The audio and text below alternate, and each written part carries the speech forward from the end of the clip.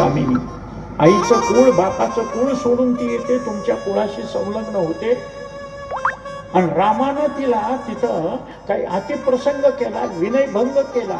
कशाला महापंडित म्हणून घेतोस, कशाला एवढी 4 वेदाची विद्या तुला एवढं ज्ञान असून तुला एवढं कळत नाही. त्याची पत्नी तू आणलीस आणि तुझी सून तिकडं पाठवलीस, तिथं काही विनयभंग झाल्यावर.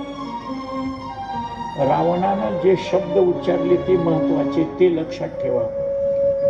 दुसऱ्याच्या स्त्रीकडे वाईट नजर ठेवणारा रावण असतो. राम सीता सोडून कोणाकडेच वाईट नजर ठेवीत नाही, हे शत्रूनं केलेलं वर्णन सर्वश्रेष्ठ असतं. आपल्या माणसानं केलेलं वर्णन, आपल्या तो बाब्या असतो, दुसऱ्याचं ते कार्ट असतं.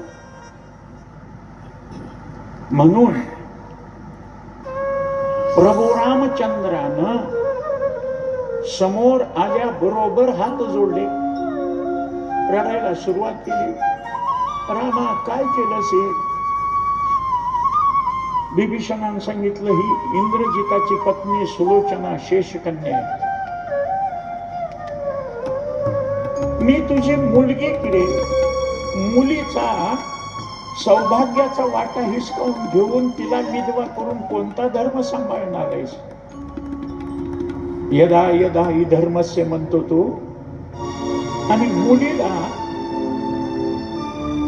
रामप्रभू म्हणले, सीता माझ्या बरोबर होती, पण वनवासाचं व्रत असल्यामुळं मी 13.5 वर्ष माझ्या बरोबर सीता असून स्पर्श केला नाही. अष्टभोगाच्या त्यागाला वनवास म्हणतात.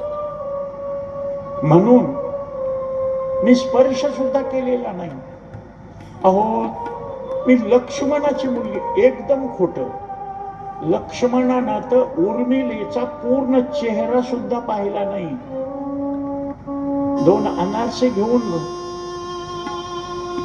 रामाबरोबर मी